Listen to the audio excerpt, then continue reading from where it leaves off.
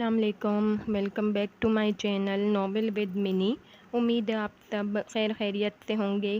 کرنا تو میری حفاظت بائی تحریم فاطمہ کی چھٹی ایپیسوڈ ہے۔ آج میں کوشش کروں گی ایپیسوڈ کو تھوڑا سا لیندی کرنے کی تاکہ جلدی جلدی اس ناول کو ہم ختم کر سکیں۔ آئیے ناول کی جانب جاتے ہیں۔ ایام سے راستے لوکیشن پوچھ کر میں گھر کے سامنے گاڑی کو روک چکا تھا۔ میں نے تمہارے لیے اتنی شاپنگ کی ہے کہ تم مہینہ آرام سے گزار سکتی ہو، ہر چیز تمہارے استعمال کی ہے۔ پھر بھی کوئی مسئلہ ہو تو مجھے کسی طرح کال کر لینا، کسی کے بھی موبائل سے، اور اپنے چہرے پہ اسمائل رکھو کہ تم میرے ساتھ بہت مطمئن اور خوش ہو۔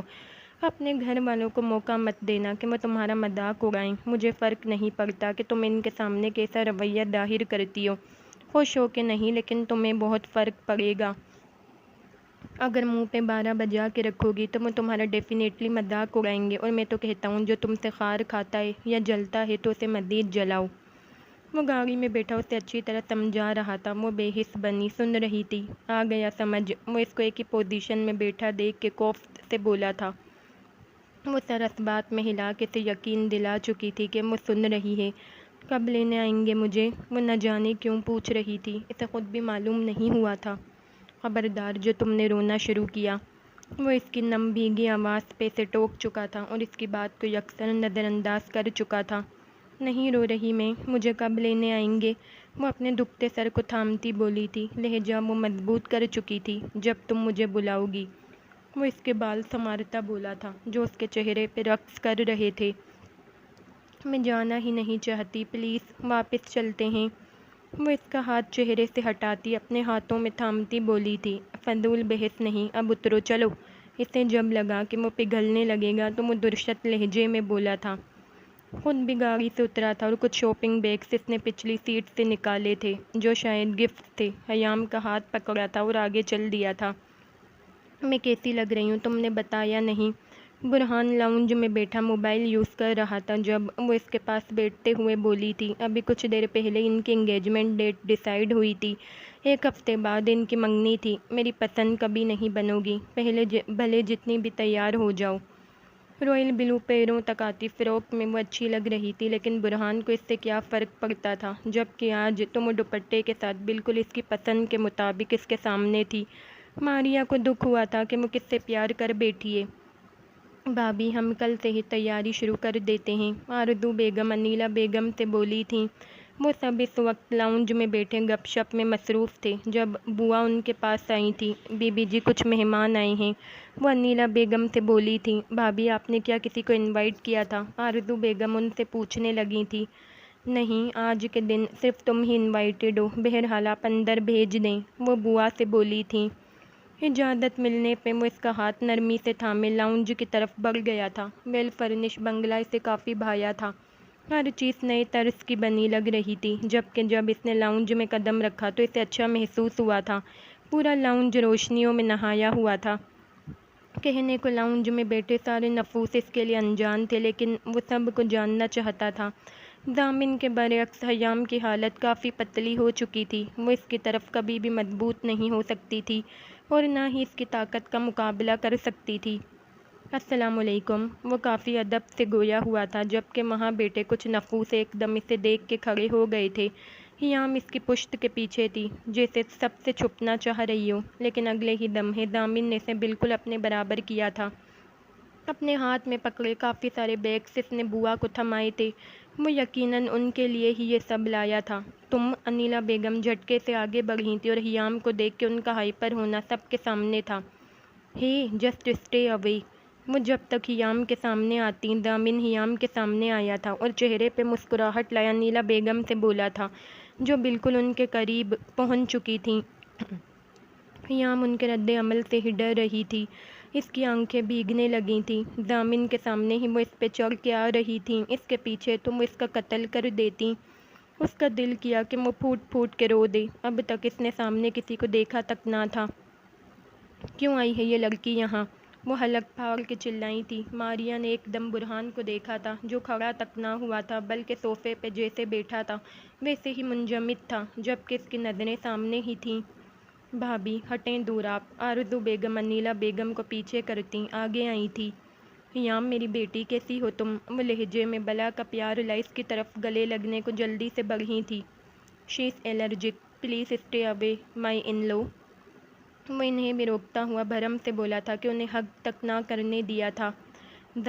دامن آئی فیل۔ وہ اس کا بازو تھامے اٹک اٹک کے بھیگی آواز میں بمشکل لفظ ادا کر رہی تھی۔ ایک ہاتھ سر پہ رکھے وہ چکرا کے گرنے کو تھی جب دامن نے اسے تھاما تھا۔ ہیام کی آنکھیں بند سی ہونے لگی تھیں۔ کیا ہوا بیوی؟ کافی دنوں بعد اس کے منہ سے یہ لفظ بے ساختہ ادا ہوا تھا۔ اپنی بند ہوتی آنکھوں کے ساتھ بھی وہ یہ سن کے مسکرائی تھی۔ اس کے لبوں پہ مسکراہٹ پھسلی تھی۔ دامن نے اسے فوراً سے پہلے صوفے پہ بٹھایا تھا۔ اسے سمجھ نہ آیا تھا کہ ہوا کیا ہے اچانک۔ کیا وہ ڈپریس تھی؟ بوا کچھ لے کر آئیں، جوس لائیں۔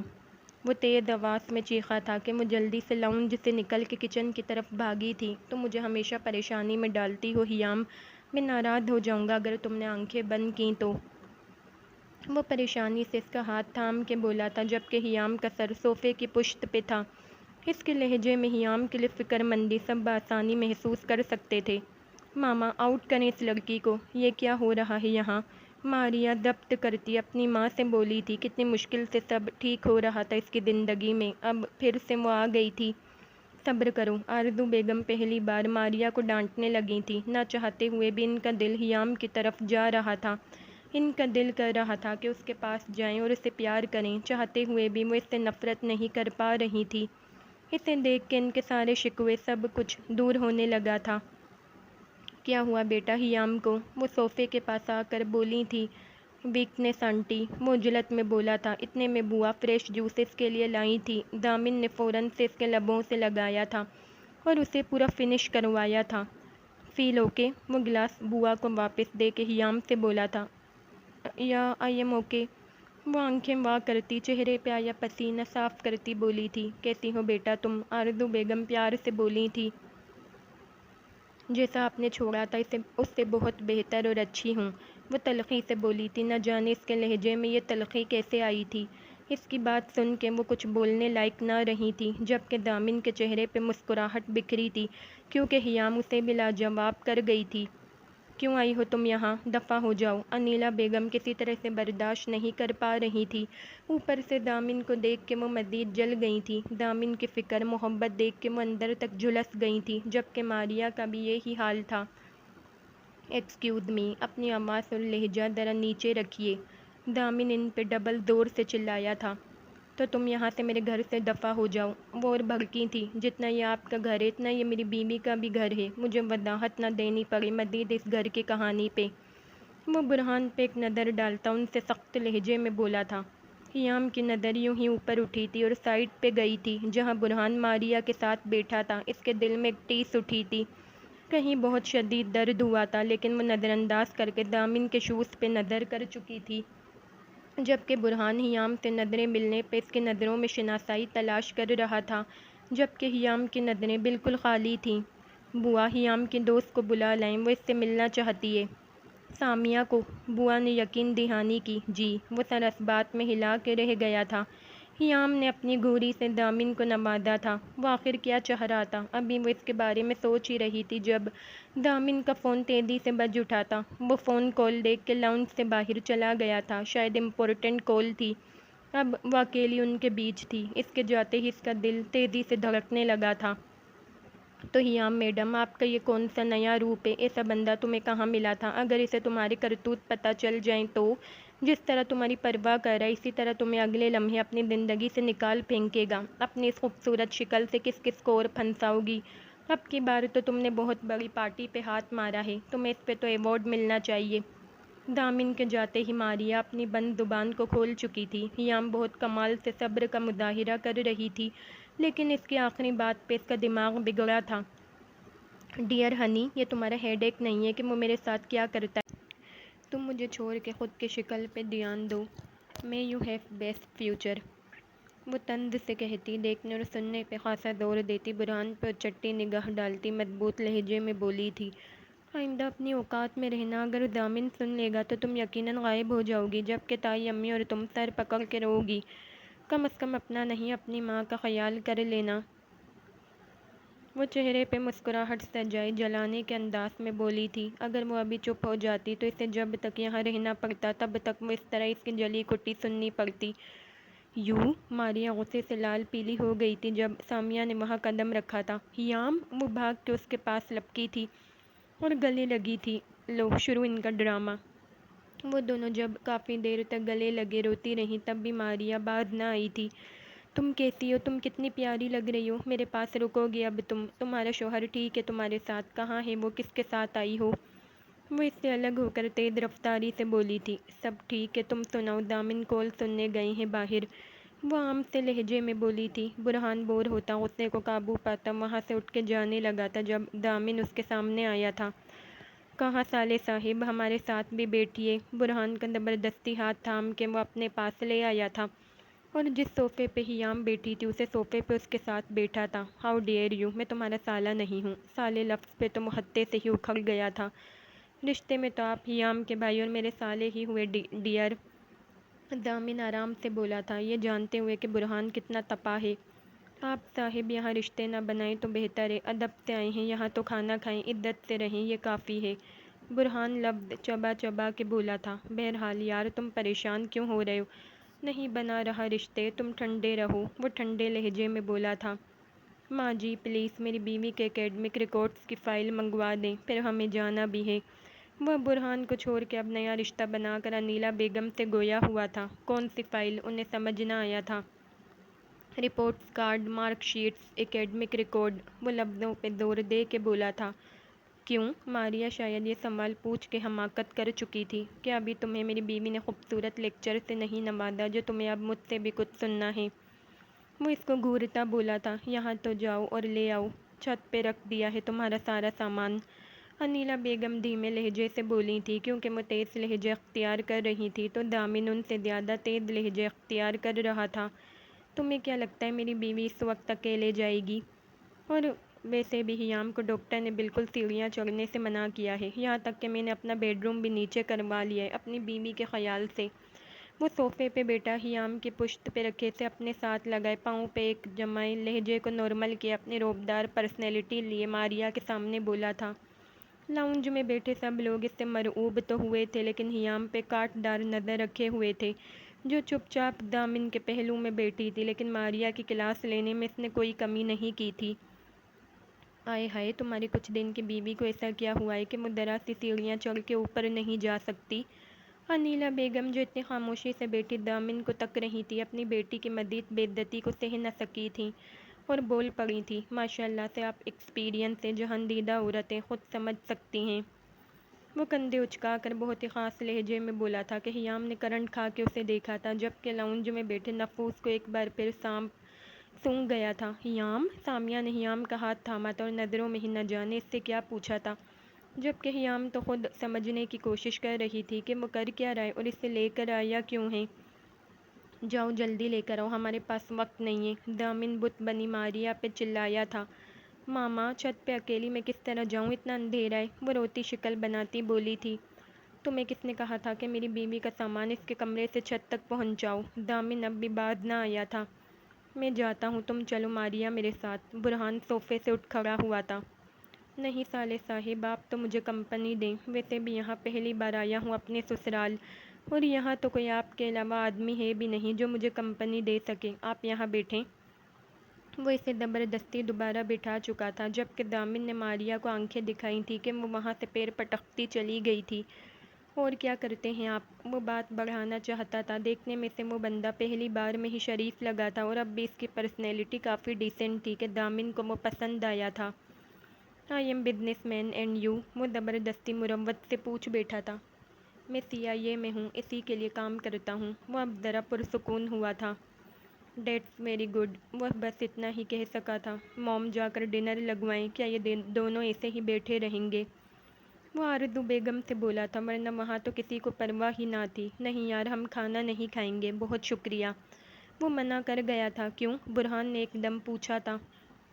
ہماری فلائٹ ہے، 10 بجے کی، اسلام آباد کے لیے نکلنا ہے، بس یہ فائلز لینے ہی آیا تھا یہاں تک تاکہ ہیام کا ایڈمیشن ایزیلی ہو جائے، وہ بنا کسی تکلف کے بولا تھا۔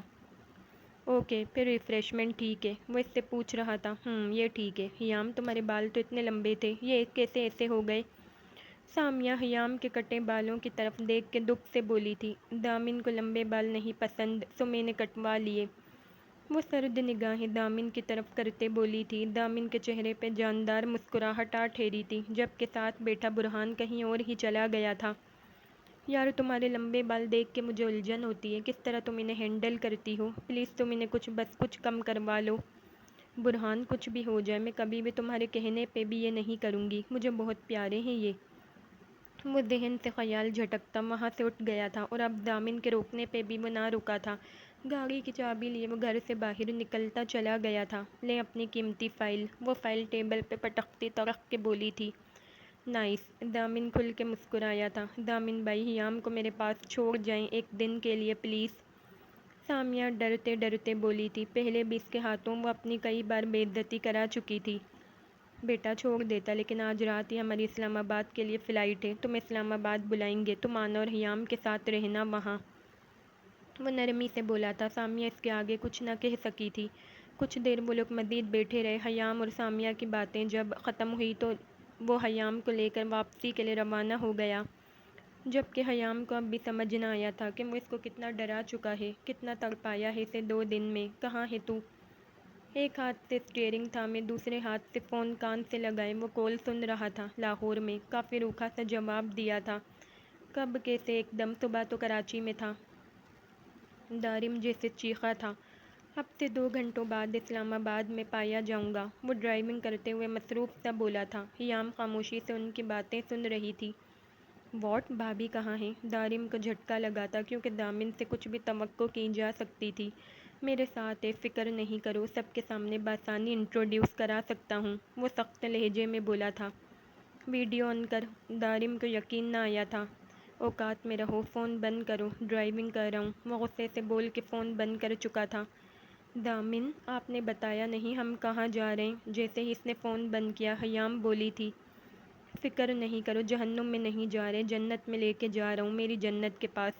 وہ سامنے نظریں جمائے بولا تھا۔ حیام کے کچھ پلے نہ پڑا تھا، وہ خاموش ہی ہو گئی تھی، اس کے لیے یہی بہت تھا کہ وہ لاہور سے دور جا رہی ہے۔ وہ دونوں کتنے خوش تھے۔ بیڈ پہ آڑا ترچھا لیٹا وہ چھت کو گھور رہا تھا۔ مجھے سمجھ نہیں آ رہا ہو کیا رہا ہے میرے ساتھ، میں چاہ کے بھی اس سے نفرت نہیں کر پا رہا۔ اس کے شوہر کو بھی دیکھ کے لگا نہ جانے وہ کب سے میرا دوست ہے، کیا حیام اور اس کا پہلے سے افیئر تھا؟ مما نے تو یہی بتایا تھا، ماریا بھی یہی کہہ رہی تھی۔ وہ مستقل سوچوں میں مگن تھا جب ایک دم اس کے روم کا دروازہ کھلا تھا۔ بیٹا کھانا تو کھا لو تم، وہاں سے بھی ایسے ہی اٹھ کے آ گئے، وہ اس کے سرہانے بیٹھتے ہوئے بولی تھیں۔ ماما کہیں میں نے خود کے اور حیام کے ساتھ زیادتی تو نہیں کر لی؟ وہ ایک دم اٹھ کر بیٹھا تھا اور ان سے یقین دہانی کر رہا تھا، اس کے دل میں کسک تھی۔ مجھے کچھ سمجھ نہیں آتا برہان، بھابھی کچھ اور کہتی میرا دماغ بند ہو جائے گا، آج حیام کچھ اور لگی، مجھے کچھ سمجھ میں نہیں آ رہا، وہ پریشانی سے بولی تھی۔ ماما دامن نے بھی تو سب جاننے کے بعد شادی کی، تو میرا ایمان کیسے اتنی جلدی اٹھ گیا تھا؟ میں تو بہت کم درف ہوں ماما، وہ نم آواز سے گویا ہوا تھا۔ وہ شاید تمہاری یا تم اس کی قسمت میں نہ تھے، کہیں نہ کہیں ایک بار دیکھنے سے ان کا دل حیام کی طرف سے صاف ہو گیا تھا۔ ماما مجھے لگتا ہے کہ اس دن جو میری بارات کے دن بندہ آیا تھا اس کی انویسٹیگیٹ کروانا چاہیے، مجھے سکون نہیں ملے گا۔ وہ سوچ کے بولا تھا، بیٹا تم مشکل میں نہیں پڑو، میری تم ایک ہی اولاد ہو، تمہیں کچھ ہو گیا تو میں کیا کروں گی؟ وہ اس کے ماتھے پہ آئے ہوئے بالوں کو ٹھیک کرتی بولی تھی۔ ماما مجھے آرام بھی تو نہیں مل رہا، وہ آنکھوں میں آئی نمی صاف کرتا ان کی گود میں سر رکھ کے لیٹ گیا تھا۔ مل جائے گا، تم پہلے کھانا کھا لو، وہ کھانا لے جانے لگی تھی۔ ڈیڈ میں 20 منٹ میں گھر آ رہا ہوں بیوی کے ساتھ، ماما کو بیڈ روم سے باہر نہ آنے دیجیے گا، میں ابھی کچھ ایکسپلین کرنے کے موڈ میں نہیں ہوں۔ میسیج ٹائپ کر کے اس نے بھیجا تھا۔ وہ اسلام آباد پہنچ چکے تھے۔ واٹ آر یو سیئنگ مین؟ تمہاری ماں کیا میری بات مان لیں گی؟ ابھی ٹائم ہی کیا ہوا ہے، 11 بجے کون سوتا ہے؟ ہم تو گارڈن میں 1 بجے تک بیٹھے رہتے۔ منٹ سے پہلے رپلائی آیا تھا۔ ہاں تو گارڈن میں آپ اور موم اس وقت پلانٹس لگاتے ہیں؟ نہیں، 10 منٹ میں آ رہے، راستے میں ہوں، فوراً جواب دیا تھا۔ میں تمہارا منہ دکھانے لائق نہیں چھوڑوں گا دامن، ایک دم کس طرح تم یہاں حاضر ہو سکتے ہو؟ ایٹ لیسٹ مجھے انفارم تو کرتے، میں سب ٹھیک کر کے رکھتا، انہیں بتا دیتا۔ ان کے چہرے کے نقش بگڑے تھے۔ ڈیڈ پلیز 8 منٹ میں گیٹ پہ پہنچ جائیں گے ہم، سب کو سب کے رومز میں بھیج دیں۔ ملازم کی شکل گم کروائیں، جلدی 6 منٹ لیفٹ۔ وہ جلدی جلدی ٹائپ کر رہا تھا۔ اس وقت وہ ٹیکسی میں تھے جبکہ حیام سیٹ کی پشت سے ٹیک لگائے محو نیند تھی۔ وجیہہ بھی ہے ساتھ، اس کا کیا کروں؟ وجیہہ کو بھی سلا دیں، ابھی میں کسی کو کوئی جواب نہیں دے سکتا، بہت تھک گیا ہوں، دو فلائٹس لی ہیں آج۔ وہ واقعی تھک چکا تھا، اوپر سے اسلام آباد کی ٹھنڈ اس کے حواسوں پہ چھا رہی تھی۔ ویلکم۔ بہرحال وہ غصہ ضبط کر کے اس کو خوش آمدید کر چکے تھے۔ دامن کو بھی سکون آیا تھا کہ وہ اسے منع نہیں کر سکتے۔ اٹھ جاؤ، سو تو ایسے رہی ہو جیسے آگے میں تمہیں سونے نہیں دوں گا۔ جب ٹیکسی گھر کے سامنے رکی تھی تو وہ حیام سے بولا تھا جو کافی گہری نیند میں تھی۔ حیام نے بمشکل آنکھیں کھولی تھی۔ بھوک کے مارے اس کا برا حال ہو رہا تھا، نیند بھی اس کو ٹھیک ٹھاک آ رہی تھی۔ وہ گاڑی سے اترا تھا اور سوٹ کیس نکالے تھے۔ اس وقت 11:30 بج رہے تھے۔ اسٹریٹ میں اندھیرا تھا۔ گھر کے باہر گارڈ کھڑا اس کے پاس آیا تھا اور سلام کیا تھا۔ خبردار، جو میرے آنے کی کسی کو خبر کی، میں خود صبح سرپرائز کر دوں گا۔ یہ سب سامان کمرے میں پہنچاؤ، وہ گارڈ کو تحقیرانہ انداز میں بولا تھا۔ گارڈ حامی بھر کے آگے بڑھ گیا تھا۔ کہنے کو وہ ڈر نہیں رہا تھا لیکن اس وقت اس کا موڈ نہیں تھا کہ سوالات کے جوابات دے۔ ٹیکسی والے کو فارغ کر کے وہ حیام کی طرف مڑا تھا جو سر کو دونوں ہاتھوں سے تھامے کھڑی تھی جیسے ابھی گر جائے گی۔ تم واقعی مجھے ہمیشہ پریشان کرتی ہو، کبھی یہ نہیں ہوگا کہ میری پریشانی کو خود پہ جھیل لیا ہو۔ وہ سخت پریشان ہوا تھا، اس کو تھام کے وہ آگے بڑھا تھا۔ حیام کو پھر شدید چکر آنے لگے تھے، ساتھ ساتھ وہ نیند میں بھی جھول رہی تھی۔ اس کی حالت کو مد نظر رکھتے ہوئے اس نے اس کو بازوؤں میں اٹھا لیا تھا۔ یا اللہ میری مدد کرنا۔ وہ گھر کے اندر داخل ہوتا، چہرہ اوپر کر کے آسمان کی طرف دیکھتا، اللہ سے گویا ہوا تھا، جب ایک دم اس کی نظر بالکونی کی گرل پہ کھڑی عدیل حمدانی پہ پڑی تھی۔ یا اللہ، اسے سخت شرمندگی نے آ گھیرا تھا کیونکہ حیام اس کے بازوؤں میں اس کے سینے سے لگی دوبارہ نیند میں ڈوبی ہوئی تھی۔ شرم سے اس نے زبان دانتوں تلے دبائی تھی۔ سر کے اشارے سے اس نے عدیل حمدانی کو سلام کیا تھا جبکہ عدیل حمدانی نے وہاں کھڑے کھڑے اس کے لیے تالیاں بجائی تھیں۔ دامن کی شکل پہ خفگی آ ٹھہری تھی۔ وہ جلدی سے اگنور کرتا اندرونی گیٹ کی طرف بڑھا تھا۔ ملازم بالکل نہ تھے جبکہ سیکیورٹی کو بھی عدیل حمدانی نے کہاں گم کیا تھا۔ وہ خوش ہوا تھا کیونکہ گھر بالکل خالی تھا۔ ابھی وہ سیڑھیاں چڑھ کے سکون سے اپنے کمرے کی جانب بھی بڑھا تھا جب اپنی پکار پہ اس کے تیزی سے چلتے قدم رکے تھے۔ ہے دامن! پیچھے سے آتی نسوانی آواز پہ وہ مڑ گیا تھا۔ بلیک پیروں تک آتی نائٹی میں وجیہہ کو دیکھ کے وہ ٹھٹک گیا تھا جبکہ وجیہہ اس کو دیکھ کے پرسکون سی کھڑی تھی لیکن اس کے بازوؤں میں لڑکی کو دیکھ کے وہ ایک قدم پیچھے ہو گئی تھی جیسے یقین نہ کر پا رہی ہو۔ دامن کی حالت بھی کچھ ایسی ہی تھی۔ ارے مجھے بے ہوش ہونے سے بچاؤ، کوئی تو مجھے آ کے پکڑو، کوئی تو مجھے تھامو، ارے میں گئی۔ جب دامن پیچھے مڑا تو وہ سر پہ ہاتھ رکھتی گرنے کی کوشش میں تھی۔ وجیہہ! او گاڈ! وہ ٹھنڈی سانس بھر کے رہ گیا تھا۔ ابے یہ تو ہی ہے نا؟ میرا یہ کہ وہ ہی والا دامن ہے نا جو کسی کا ہاتھ نہیں پکڑ سکتا تھا؟ اب وہ اس طرح کیسے ہو سکتا؟ وہ سیریس لہجے میں بولی تھی۔ یار ابھی تو تم دفع ہو جاؤ، تم نے مجھے ڈرا ہی دیا تھا، وہ کڑ کے بولا تھا۔ ہاں تو چھپ کے شادیاں رچا لے اور میں تجھے ڈرانے کا حق بھی نہ رکھوں۔ تجھے تمیز کب آئے گی؟ ابھی آیا ہوں، بجائے مجھے کھانا دینے کے حال پوچھنے کے۔ خیر تم جاؤ، دامن ناراض لہجے میں بولا تھا۔ ادھر آ ذرا۔ وہ دامن کو بازو سے کھینچتی اس کے بیڈ روم کے دروازے کی طرف لائی تھی اور لاکڈ دروازہ وا کیا تھا، اسے اندر لے کر گئی تھی۔ دامن کے قدم جیسے ہی اندر پڑے تھے وہ چونک گیا تھا کیونکہ کمرے میں بالکل اندھیرا تھا جبکہ جلتی ہوئی موم بتیوں سے پورا کمرہ جگہ جگہ سے روشن تھا۔ یہ سب کیا ہے وجیہہ؟ دامن نے کمرے میں نظر دوڑا کے پوچھا تھا۔ تمہیں لگا کہ تمہارا خیال نہیں ہے مجھے؟ 4 منٹ کے اندر میں نے کینڈل لائٹ سے یہ سجایا ہے، صرف تمہارے لیے یار۔ وہ مسکرا کے سینے پہ ہاتھ باندھ کے بولی تھی اور ساتھ ہی سوئچ بورڈ پہ بٹن پش کر کے کمرہ روشن کر چکی تھی۔ اچھا سین ہے بھائی۔ وہ اصل چونکا تب تھا جب بیڈ پہ سرخ چادر بچھی ہوئی تھی جبکہ کمبل بھی سلور کلرڈ تھا۔ ٹیبلز پہ بھی جگہ بجگہ پھول تھے جو وہ شاید گارڈن سے جلدی جلدی توڑ کے لائی تھی۔ اس سے جتنا ہو سکا تھا وہ اپنی طرف سے کر چکی تھی۔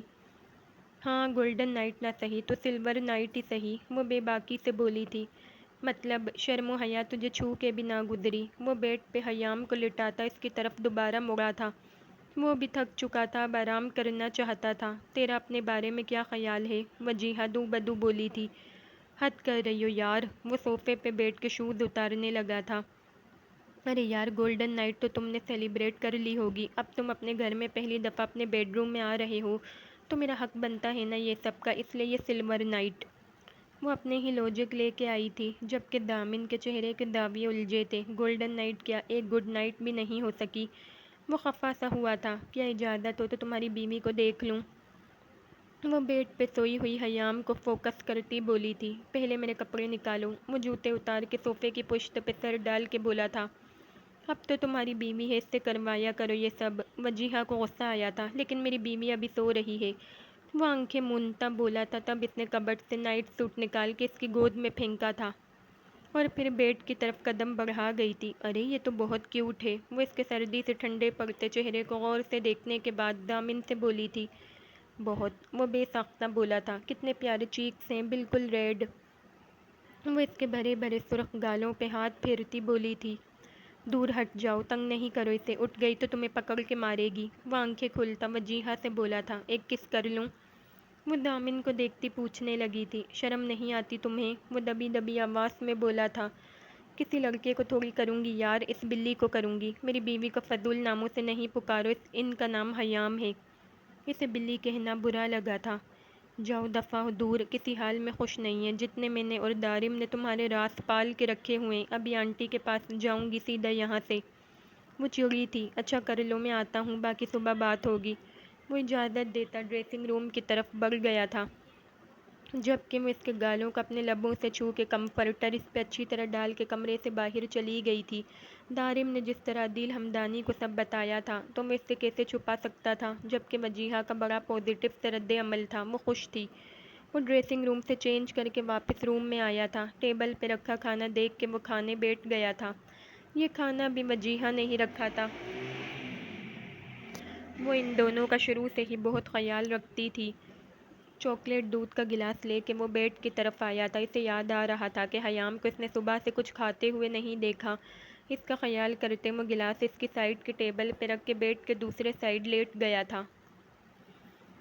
لیٹنے کے بعد اس نے ڈیڈ کو ایک میسج کیا تھا اور سونے کی کوشش کرنے لگا تھا۔ اپنے بستر پہ اتنے مہینوں بعد لیٹتے ہی نیند اس پہ فوراً مہربان ہو گئی تھی۔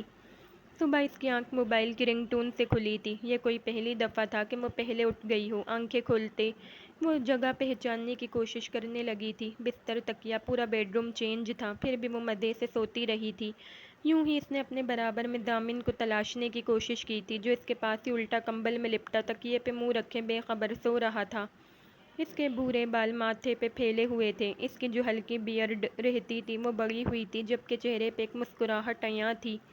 اسے یاد آیا تھا کہ دامن نے سرسری سے اسے بتایا تھا کہ وہ اپنے گھر اسلام آباد لے کے جا رہا ہے۔ آج پہلی صبح اس کے گھر تھی۔ نہ جانے اب کیا ہوگا۔ کیا سب کو میرا بتا دیا؟ وہ بیڈ گراؤنڈ سے ٹیک لگاتی سوچ رہی تھی۔ گھر میں ٹائم 11 بج رہے تھے۔ دامن کا موبائل جو بج کے بند ہو گیا تھا اب دوبارہ بجا تھا۔ دامن کا موبائل حیام اور اس کے بیچ میں بیڈ پہ ہی پڑا تھا۔ بے خیالی میں سے ہی اس نے موبائل پہ نظر ڈالی تھی، جہاں مستقل کالز آ رہی تھی، جبکہ وہ کون سی بے خبر نیند میں تھا کہ اٹھ کے ہی نہیں دے رہا تھا۔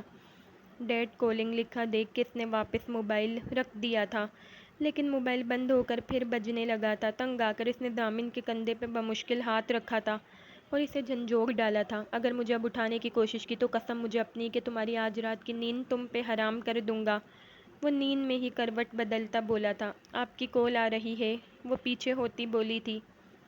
کیا میری دھمکی محض تمہیں دھمکی لگی ہے؟ اب وہ اٹھ کے آنکھیں کھول کے غصے سے بولا تھا، جبکہ حیام نظریں چرا گئی تھی، کیونکہ پہلے تو وہ کمبل میں تھا، لیکن اب کمبل ہٹا کے جب وہ اٹھ کے بیٹھا تو وہ شرٹ لیس تھا اور بنیان میں موجود تھا۔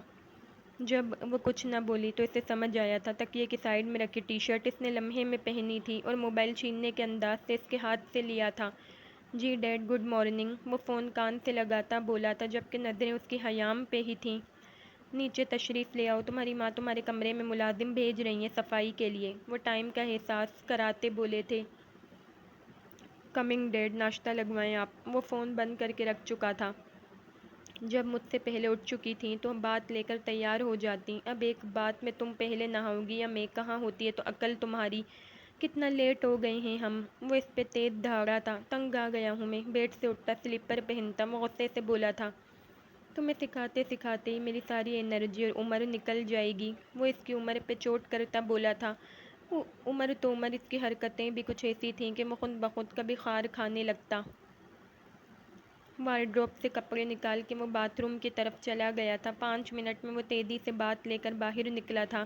نظر پھر اس پہ پڑی تو اس کو روتا دیکھ کے دامن کو شدید تپ چڑھی۔ حیام، میرے صبر کا امتحان مت لیا کرو۔ جب یہ صبر کا پیمانہ لبریز ہوا اس دن پھر تمہیں آزادی نہیں ملے گی۔ وہ اس کے کپڑے سوٹ کیس سے نکالتا بیڈ پہ پھینکتا غصے سے بولا تھا۔ بات بات پہ اس کا رونا اسے غصہ دلاتا تھا، جبکہ خود کا رویہ اسے نظر بالکل نہیں آتا تھا۔ السلام علیکم ماما۔ ناشتے کا ٹائم تو نکل چکا تھا تو وہ ان کے کمرے میں ہی آ گیا تھا۔ بیٹا، دامن میرا بیٹا۔ وہ جو ناشتے سے فارغ ہو کر روم میں آئی تھی، ایک دم اس کی آواز سن کے چونک سی گئی تھی اور دامن کے پھیلے بازوؤں میں آ گئی تھی۔ ایک دم کیسے آئے؟ وہ نم آنکھوں سے بولی تھی۔ آپ کو سرپرائز دینا چاہتا تھا، آپ کے بلانے سے پہلے آ گیا۔ ان کا ماتھا چومتا وہ محبت سے بولا تھا۔ تبھی تمہارے ڈیڈ آفس نہیں گئے آج؟ صوفے پہ بیٹھے عدیل ہمدانی کو دیکھ کے وہ خفا انداز میں بولی تھی۔ انہیں میں نے منع کیا تھا بتانے کو، آپ تو انہیں کھا جانے والی نظروں سے نہ دیکھیں۔ وہ انہیں ٹوکتا بولا تھا۔ میں ناشتہ لگواتی ہوں اپنے بیٹے کے لیے۔ وہ ایک دم ساڑی کا پلو سنبھالتی بولی تھی۔ نہیں موم، ناشتہ بعد میں۔ وہ انہیں لے کر بیڈ پہ بیٹھ گیا تھا۔ کتنا کمزور ہو گئے ہو تم، کھانا نہیں کھاتے؟ اتنا موٹا ہو رہا ہوں، آپ کو تو ہمیشہ میں کمزور ہی لگتا ہوں۔ اب کیا چاہتی ہیں آپ کے اسمارٹ نہ رہوں؟ وہ ہنستا بولا تھا۔ کوئی موٹے نہیں ہو رہے، بالکل اسمارٹ ہی ہو، بلکہ کمزور ہی لگ رہے۔ وہ اس کا چہرہ دیکھتی بولی تھی۔ اگر اپنی بہو کو دیکھ لیں تو آپ کو اس کا سوکھا تنکا بولیں گی پھر۔ وہ اچانک بولا تھا۔ کیا اول پھول بک رہے ہو؟ تمہاری بیوی تمہاری طرح ہی ہوگی نا؟ بہت بری لگتی ہیں مجھے حد سے زیادہ اسمارٹ لڑکیاں۔ وہ منہ بنا کے بولی تھی۔ موم، آئی ایم سوری۔ وہ ان کے سامنے گھٹنوں کے بل بیٹھا تھا، بلیو جینس پہ ریڈ شرٹ پہنے اپنی سحر انگیز شخصیت لیے ان کے سامنے بیٹھا تھا۔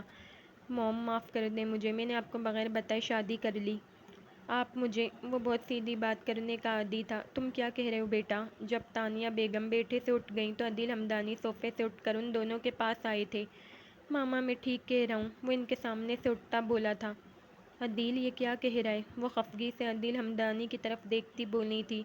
یار آپ آرام سے بیٹے کی بات تو سنیں۔ وہ ان کے کندھوں سے تھامتے پیار سے بولے تھے۔ کس طرح انہیں منانا ہے وہ جانتے تھے۔ ماما، وہ بہت اچھی ہے، بہت پیاری ہے، آپ کے بیٹے سے بہت زیادہ پیاری اور معصوم بے در ہے۔ آپ اس سے ملیں گی اور پیار بھی کریں گی۔ وہ ان کا ہاتھ تھامتے بولا تھا۔ مجھے کیا کرنا ہے اس کی خوبصورتی کا، جب وہ میرے بیٹے کو اس قدم کو اٹھانے پہ مجبور کر سکتی ہے کہ وہ ماں باپ سے چھپ کر شادی کر لے۔ نہ جانے کیسی لڑکی، تم اتنے بڑے کب سے ہو گئے؟ وہ تیز آواز میں غصے سے بولی تھی۔ ماما، آپ غلط سمجھ رہی ہیں، ایسا نہیں ہے۔ اسے اچھا نہ لگا تھا کہ حیام کے لیے وہ ایسا بولیں۔ ایسی لڑکیوں کو ایسا ہی بولا جاتا ہے، اس وجہ سے تم یہاں نہیں آ رہے تھے۔ کب سے تم نے ہم سے یہ سب چھپا کے رکھا ہے؟ بابا، سمجھائیں نا موم کو، وہ ایسی نہیں ہے موم۔ وہ جیسے چیخا تھا۔ جاؤ یہاں سے دامن، اس کی ماں اس سے زیادہ تیز آواز میں چلائی تھی۔ تم بہو کو لے کر آؤ بیٹا، اور آپ تانیہ خاموش ہو جائیں۔ عدیل ہمدانی کو سب حالات برے لگے تو وہ بول اٹھے۔ تانیہ بیگم کو آنکھیں دکھاتے وہ سختی سے بولے تھے۔ ماما، آئی سویئر یہ سب اچانک ہوا تھا، میں آپ کی فیلنگز کو ہرٹ نہیں کر سکتا۔ وہ ندامت سے بولا تھا۔ دامن، حد کر رہے ہو تم میرے اکلوتے بیٹے ہو، تم کسی بھی ایسی ویسی الٹی سیدھی لڑکی سے شادی کر لوگے اور میں ہرٹ نہیں ہوں گی کیا؟ وہ چہرے غصے سے پھیرتی بولی تھی۔ تمہیں سمجھ نہیں آ رہا دامن، میں نے کیا کہا؟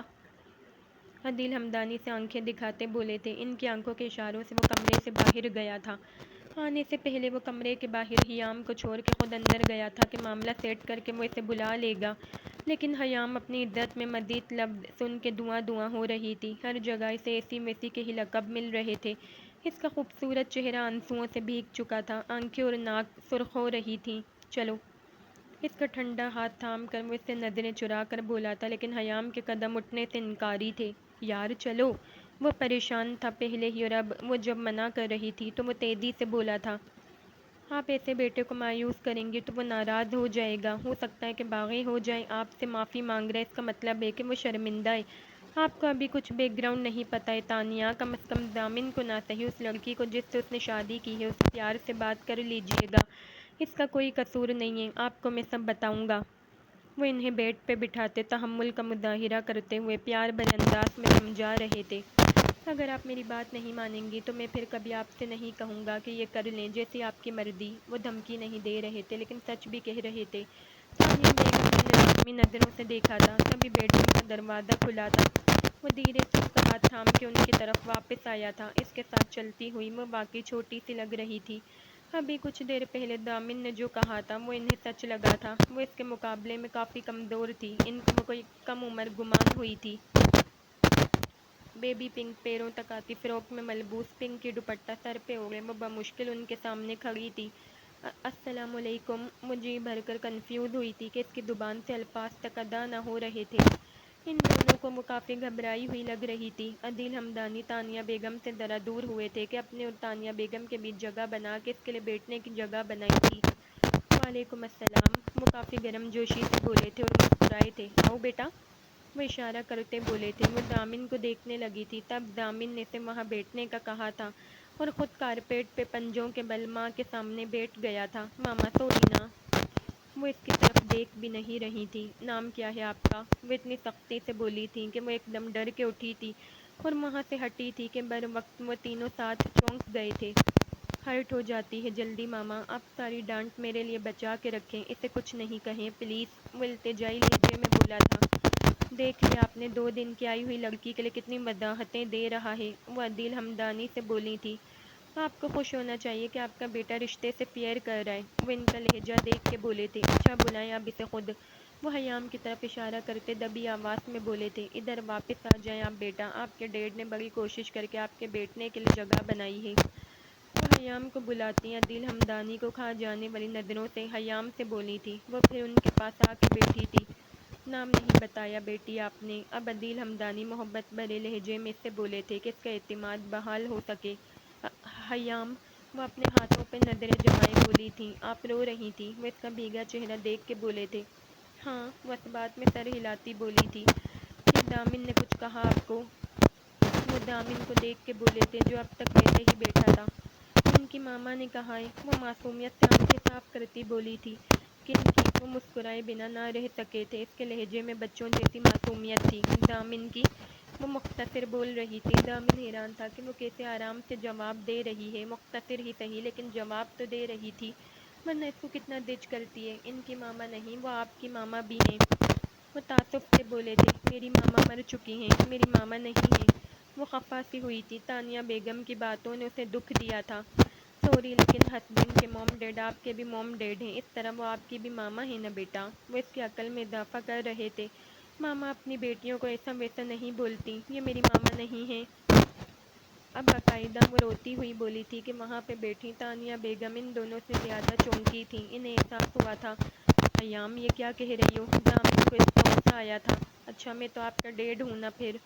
وہ اس کی طرف ہاتھ بڑھاتے شاید دوستی کرنا چاہتے تھے۔ جی۔ وہ ان کے پھیلے ہوئے ہاتھ پہ چونک کے پہلی بار ان کو دیکھنے لگی تھی جو مسکرا رہے تھے۔ پھر ہماری فرینڈ شپ بھی تو ہونی چاہیے۔ وہ اس کا اعتماد بحال کرنے کی بھرپور کوشش کر رہے تھے۔ حیام نے جھجک کے ان کے ہاتھ پہ ہاتھ رکھا تھا اور پھر فوراً سے ہٹا بھی لیا تھا۔ ہم اور ہماری بیٹی تو ناشتہ کرنے جا رہے ہیں، آپ دونوں ماں بیٹے صلح کر کے آ جائیے گا۔ وہ بیڈ سے اٹھتے بولے تھے اور حیام کو بھی اٹھنے کا کہا تھا۔ اسے لے کر وہاں سے ڈائننگ ایریا کی طرف جانے کا ارادہ رکھتے تھے۔ جیسے ہی حیام ان کے ساتھ گئی، دامن تو چکرا گیا۔ ڈیڈ کتنے تیز ہیں، بے ساختہ اس کے منہ سے یہ لفظ نکلے تھے، اور یہ حیام کتنی بدتمیز ہے۔ وہ سوچ کے رہ گیا تھا۔ کیا کھائیں گی آپ؟ وہ اسے چیئر پہ بٹھا کے خود فرنٹ سیٹ پہ بیٹھے تھے۔ کچھ بھی؟ وہ حسب عادت مختصر بولی تھی۔ کچھ بھی کے جواب میں عدیل ہمدانی نے اس کی پلیٹ میں کچا پکا پراٹھا اور آملیٹ کے پیسز رکھے تھے، ساتھ میں کافی اس کے لیے منگوائی تھی، جبکہ خود پراٹھا اور چائے لے کر بیٹھے تھے۔ تھینکس۔ پراٹھے کا نوالا توڑتی وہ بولی تھی۔ اسے ذرا سی بھی جھجک ہو رہی تھی، لیکن دامن کے ساتھ کھانے سے بہتر ان کے ساتھ کھانا کھانا تھا، کیونکہ دامن خود کھاتا کم تھا، اس کے کھانے پہ نظر زیادہ رکھتا تھا۔ رات کو آپ نے کھانا کھایا تھا؟ وہ اس سے زیادہ باتیں کرنا چاہ رہے تھے۔ نہیں۔ وہ کھانے کی پلیٹ پہ جھکی بولی تھی۔ کیوں؟ یاد ہی نہیں آیا؟ یاد نہیں آیا یا آپ سو گئی تھیں؟ وہ مسکرا کے گویا ہوئے تھے۔ آپ کو کیسے پتہ چلا؟ اس کا ہاتھ لمحے کو رکا تھا۔ کیا آپ نے دامن کے ساتھ کھانا نہیں کھایا تھا؟ وہ بات چھپا گئے تھے۔ اگر کچھ بولتے تو وہ شرم کے لبادے میں آ جاتی، اب تو وہ پوچھتے بھی نہیں ہیں۔ بے ساختہ اس کے لبوں سے نکلا تھا اور پھر وہ دانتوں تلے زبان دبا گئی تھی۔ کیا مطلب؟ کیا اس کے ساتھ کھانا نہیں کھاتی؟ میرا مطلب وہ آپ کے ساتھ نہیں کھاتا۔ خیام کے بجائے اب ان کا ہاتھ کھانے سے رکا تھا۔ نہیں، ساتھ کھاتے ہیں، وہ گھبراہٹ پہ قابو پاتے بولی تھی۔ نہ جانے کیا جادو گھول کے پلایا تھا اس نے اپنی ماں کو۔ عدیل ہمدانی نہیں جانتے تھے، لیکن ابھی جب وہ انہیں ٹیبل پہ لے آیا تو عدیل ہمدانی کو اچھا لگا تھا۔ موم کو میں خود ناشتہ کراؤں گا آج، وہ لاٹ سے بولتا ان کے ساتھ والی کرسی پہ بیٹھ گیا تھا۔ اس کی کوئی ضرورت نہیں ہے، تم ناشتہ کر لو، وہ چائے کپ سے نکالتی بولی تھی۔ موم پہلے آپ، وہ محبت سے نوالے بناتا ان کے منہ میں ڈالنے کی کوشش کر رہا تھا۔ بیٹا تم کھا لو، میں خود کھا سکتی ہوں۔ وہ اب ذرا سختی سے گویا ہوئی تھی۔ خیام جو ان دونوں کی باتیں بڑی غور سے سن رہی تھی، اچانک ان کی تیز آواز پہ اس کے ہاتھ سے کپ چھوٹا تھا اور ٹیبل پہ گرا تھا۔ تم سے کیا کپ بھی نہیں پکڑا جاتا؟ دامن ایک دم کھڑا ہوا تھا۔ غصہ وہ کافی دل سے تھا اور اس پہ چلانا اس کی عادت بن گئی تھی۔ اسی عادت کی بنا پہ وہ ماں باپ کی پرواہ کیے بنا چلایا تھا کہ خیام ہاتھ سے گری کافی نظر انداز کر کے اسے دیکھنے لگی تھی۔ کیا کرو تم یہ؟ تمہیں نظر نہیں آتا کہ اس کے ہاتھ پہ بھی لگ گئی ہے؟ جاہل نہ ہو تو؟ عدیل ہمدانی غصہ ضبط کر کے اس پہ چلائے تھے۔ آواز اتنی ہی رکھی تھی کہ صرف وہاں کے لوگ ہی سن سکیں۔ وہ بے بسی کے احساس سے اسے خفا نظروں سے دیکھتی روحان سی ہو گئی تھی اور کرسی سے ایک دم کھڑی ہو گئی تھی اور پھر پلٹ کے بھاگتی ہوئی چلی گئی تھی۔ یہ کیا بدتمیزی ہے دامن!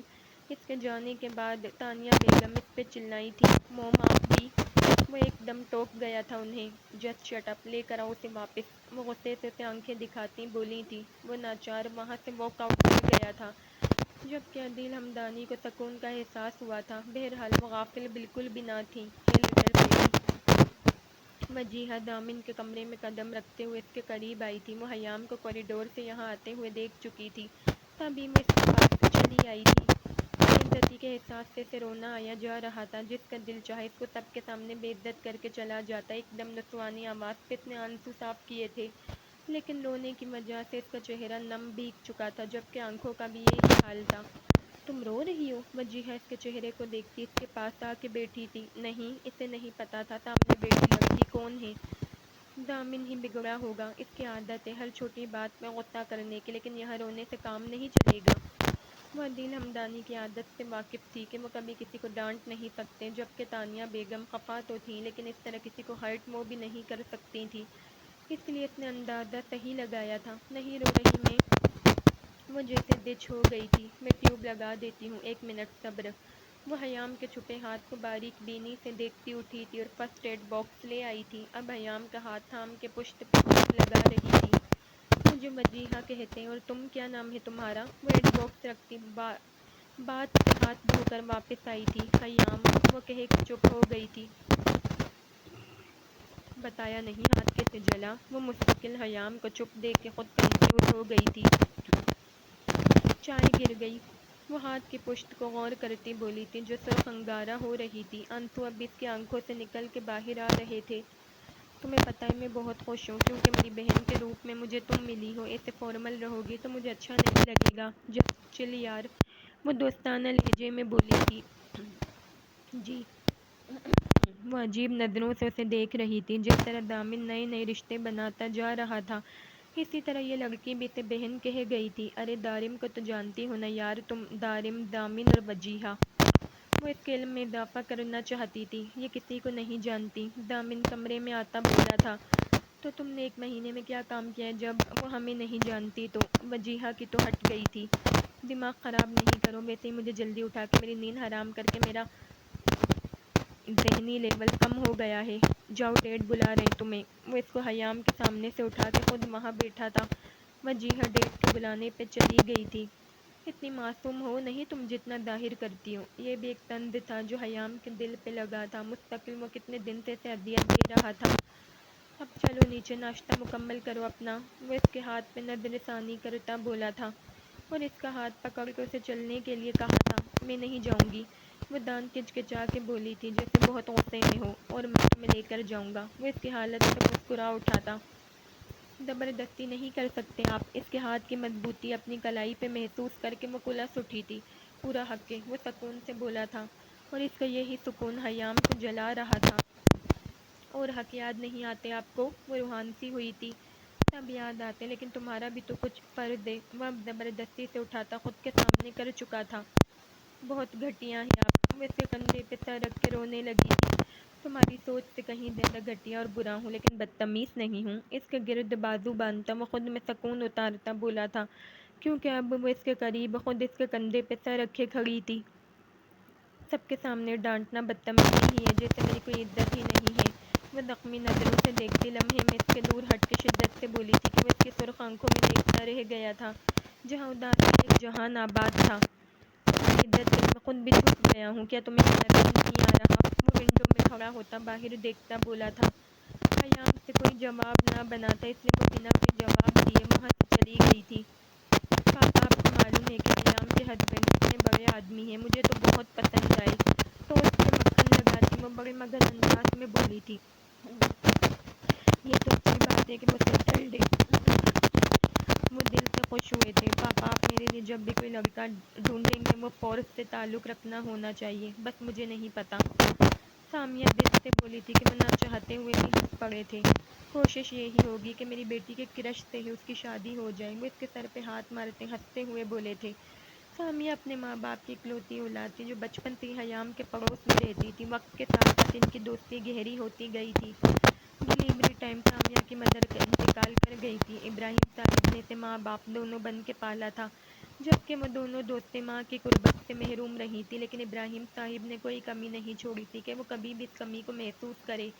ابراہیم صاحب گورنمنٹ یونیورسٹی کے ایک پولائٹ لیکچرار کی پوسٹ پہ فائز تھے۔ ہنسی خوشی کے ساتھ وہ نارمل زندگی گزار رہے تھے۔ رات ڈنر ان سب نے ساتھ مل کے کیا تھا۔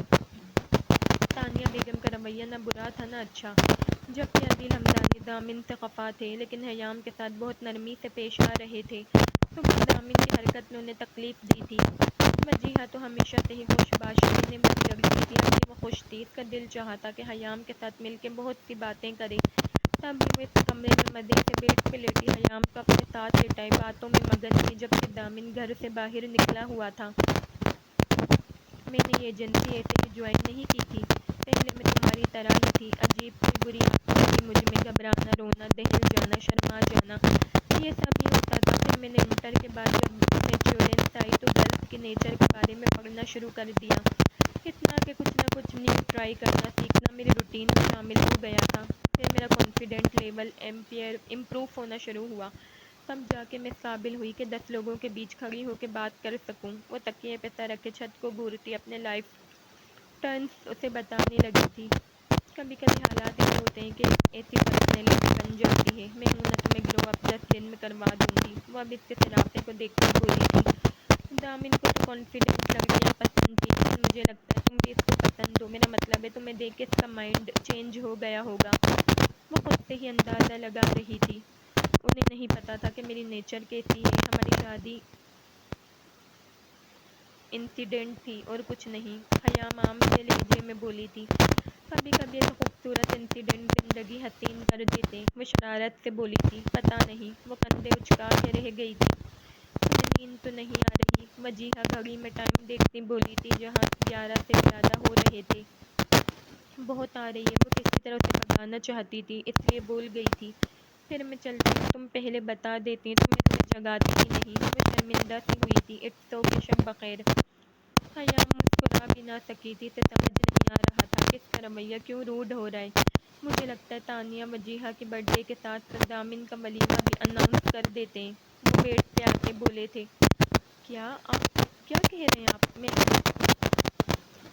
ایکسیپٹ نہیں کر پا رہی اور آپ کو ولیمے کا سوجا ہوا ہے، ایسا نہیں ہو سکتا عدیل۔ وہ کتاب بند کر کے اپنے لہجے میں بولی تھی۔ آپ حد کر رہے ہیں اب، بلکہ آپ دونوں ماں بیٹے حد کر رہے ہیں۔ انہیں غصہ آیا تھا۔ میں حد نہیں کر رہی عدیل، ایسے کیسے کسی لڑکی کو میں سوسائٹی میں انٹروڈیوس کروا دوں؟ میرا بیٹا کتنا ہینڈسم اور فارورڈ ہے، جبکہ وہ لڑکی کتنی لوور لیول کی لگتی ہے، نہ کانفیڈنس، نہ خاص بیوٹی، نہ ہی اسٹائلش، بہت بیکورڈ ہے وہ، میں یہ نہیں کر سکتی۔ وہ ان پہ پھٹ پڑی تھی۔ تانیہ، اس طرح کیسے آپ کسی کو دیکھ کے اس کی عزت نفس کی دھجیاں اڑا سکتی ہیں؟ کیا ہی آپ کو بتانا رہ گیا تھا؟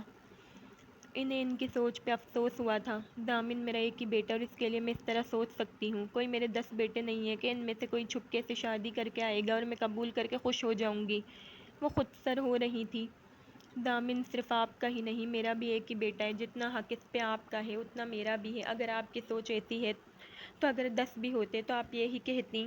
آپ یہ مت بھولیے گا کہ آپ بھی ایسے ہی بیک ورڈ تھیں، جبکہ وہ بچی بیک ورڈ نہیں ہے، کنفیوز ہے، گھبرا رہی ہے، اسے توجہ پیار چاہیے ہمارا، اور کچھ نہیں۔ سوسائٹی کو انٹروڈیوس میں نے بھی آپ کو کرایا تھا، اور دیکھ لیں کتنے سکسیسفل لائف ہم نے ساتھ اسپینڈ کی ہے۔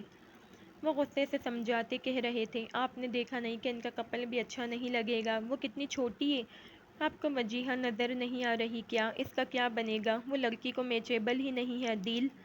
وہ فکر مندی سے بولی تھی، ہمارا بھی اتنا میجر ڈیفرنس تھا، کیا ہم اچھے نہیں لگتے؟ آپ کیوں ایسی چیزوں کا سہارا لے کر خود کو گرانا چاہ رہی ہیں؟ اور وجیہہ کے لیے دارم ہے۔ وہ ان کی سوچ پہ ماتم کرتے بولے تھے۔ دارم کیسے؟ نہیں عدیل، ان کو جھٹکا لگا تھا۔ کل میں اناؤنس کر دوں گا، وجیہہ کی برتھ ڈے کے دن ان کا ولیمہ بھی ہوگا، یہ فائنل ہے۔ وہ کروٹ لیتے بولے تھے اور کمبل تان چکے تھے، میں کہہ رہی ہوں عدیل، میں معاف نہیں کروں گی آپ کو۔ معافی مانگ بھی نہیں رہا آپ سے میں۔ وہ لیمپ آف کر چکے تھے، مطلب سونا چاہتے تھے۔ وجیہہ سے مل کے وہ نیندوں میں بیڈ روم میں آیا تھا، 1 بجے میں وہ گھر میں گھسا تھا۔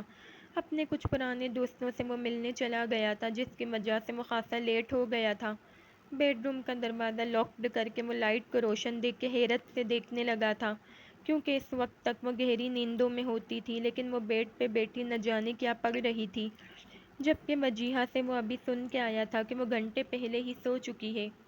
تم تو 11 بجے سو گئی تھی نا؟ وہ الجھن آمیز لہجے میں پوچھ رہا تھا۔ اٹھ گئی، وہ بنا نظریں اٹھائے بولی تھی۔ گڈ، بہت تھک گیا ہوں، آ رہا ہوں تمہارے پاس۔ الماری سے کپڑے نکالتا معنی خیز لہجے میں بولا تھا کہ حیام کے ہاتھوں سے بک گری تھی۔ معنی خیز جملے کو وہ سمجھتے ہوئے کمبل ٹھیک کرتی بیٹے سے فوراً لیٹ گئی تھی۔ دامن سے اس کی حرکت چھپی نہ رہی تھی۔ ہاں، سونا نہیں ہے، بس 2 منٹ میں آیا، آج تمہاری نیندیں حرام کرنی ہے میں نے۔ وہ اس کے لیٹنے پہ چوٹ کرتا بولا تھا، اور حیام کا دل زور سے دھڑکا تھا۔ میں تو سو رہی تھی، وہ الجھ گئی تھی۔ سو جاؤ، وہ اس پہ احسان کرتا باتھ روم بھاگ گیا تھا، جبکہ حیام اس کے سو جاؤ پہ سکون میں آئی تھی، اور اتنی جلدی وہ مان گیا۔ ابھی 2 منٹ وہ آنکھیں بند کر کے بمشکل سونے کی کوشش کر ہی رہی تھی، جب اس کے کمر پہ اس کے ہاتھ کا لمس محسوس ہوا تھا۔ اس کی دھڑکن بڑھی تھی، جبکہ جان حلق میں آ گئی تھی۔ کب دامن نے اسے کمر سے پکڑ کے اپنا حلقے میں لیا تھا وہ سمجھ نہ سکی تھی۔ ہم وہ ہکلائی تھی۔ اس کی نظروں کی تپش اور گہرائی کا وہ مقابلہ نہ کر سکی تھی، اس کے الفاظ منہ میں ہی گم ہو گئے تھے۔ صرف ہم ہی، اور کوئی نہیں۔ وہ اپنی انا کو سائیڈ میں رکھتا ایک بار پھر عزت سے ایک اور موقع دے کر خمار آلود لہجے میں بولا تھا۔ اس کے کیچر میں مقید ذرا سے بال اس نے کھول دیے تھے، جبکہ گلے میں پڑا دوپٹہ اس نے ہٹایا تھا اور اسے سینے سے لگایا تھا۔ صبح کے لیے سوری، خود کو تکلیف نہیں دیا کرو نا۔ وہ اس کو واپس لٹا کر اس کا جلا ہوا ہاتھ تھام کے اس کی پشت پہ لب رکھتا شرمندگی سے بولا تھا۔ اس کے لمس سے حیام کے وجود میں سنسنی دوڑ گئی تھی، اس کی جان پہ بن آئی تھی۔ ہم ناراض ہیں، آپ ہٹ جائیں۔ وہ دوپٹہ دوبارہ اوڑھتی رخ پھیرتی بولی تھی۔ آج نیند حرام کرنے کے ساتھ ساتھ تم نے میری ناراضگی بھی دور کرنی ہے۔ وہ اس پہ جھک کے ہنسا تھا، اس کا لہجہ ہی نہیں بلکہ نظریں بھی بہکی بہکی تھیں۔ حیام کا سرخ چہرہ کچھ اور بھی سرخ ہوا تھا، وہ اپنی خالی خالی نظریں جھکا چکی تھی۔ اس نے اپنے خشک لبوں پہ زبان پھیری تھی اور کچھ کہنا چاہا تھا، جب دامن نے اس کے لبوں پہ اپنی انگشت شہادت رکھ کے اسے چپ کرایا تھا۔ ٹوڈے نو آرگیو۔ اس کے ماتھے پہ آئی بال ہٹاتا اپنے لب رکھتا بولا تھا۔ حیام کی آنکھیں اس کا لمس پا کے خود بخود بند ہو گئی تھیں، وہ بے انتہا خجل ہو رہی تھی، وہ خود ڈھیلی پڑ گئی تھی۔ اس کی چمکتی نگاہوں اور اس کے جذبات کو باندھنا اس کے بس میں نہیں تھا۔ Are you interested? جب وہ اس کے چہرے کے نقوش کو پہلی دفعہ محسوس کر چکا تو آنکھیں کھولتا ذرا سا دور ہٹ کے اس کی بند آنکھوں پہ لب رکھتا پوچھنے لگا تھا جیسے اجازت لینا چاہتا ہوں، انٹرسٹڈ ہے نا میری بیوی؟ وہ اس کو کہنے پہ اکسا رہا تھا، اس کے ہاتھ حیام کی گردن میں پڑی چین پہ تھے۔ گردن پہ موجودگی کا احساس کر کے وہ سٹ پٹائی تھی، گھبرائی تھی، گھبراہٹ میں اس کا سر اس بات میں ہلا تھا۔ جب اسے حامی نظر آئی تو وہ مسکراہٹ ضبط کرتا لائٹ کی واحد روشنی لیمپ بھی آف کر چکا تھا۔ اب وہ محض پرفیوم سے ہی نہیں اپنے پیار کی خوشبو سے اسے مہکانا چاہتا تھا۔ کچھ دنوں کا غصہ اس کا اب کہیں جا کے سو گیا تھا۔ چلیں یہیں پر اس ایپیسوڈ کو اینڈ کرتے ہیں. کافی رومانٹک سی تھوڑی سی لیندی سی ایپیسوڈ ہو گئی. اور نہ شروع میں نے غلط بول دیا تھی، ایپیسوڈ نمبر 7 ہے، ایپیسوڈ نمبر 6 نہیں ہے. ٹھیک ہے، 6 میں نے اپلوڈ کر دی ہے، آپ لوگ جا کے دیکھیں. یار اتنا محنت سے میں پورے ناول کو اپلوڈ کر رہی ہوں. آڈیو ریکارڈنگ کرنا آسان بات نہیں ہے. آپ لوگ چینل سبسکرائب کر دیا کریں اور اچھے کمنٹس لائک بھی کر دیا کریں، اور ہو سکے تو بیل آئیکن کا بٹن بھی پریس کر دیں. آپ لوگ کی بڑی مہربانی ہوگی. پھر ملیں گے نئی قسط کے ساتھ، تب تک کے لیے اللہ حافظ. اپنا خیال رکھیے گا.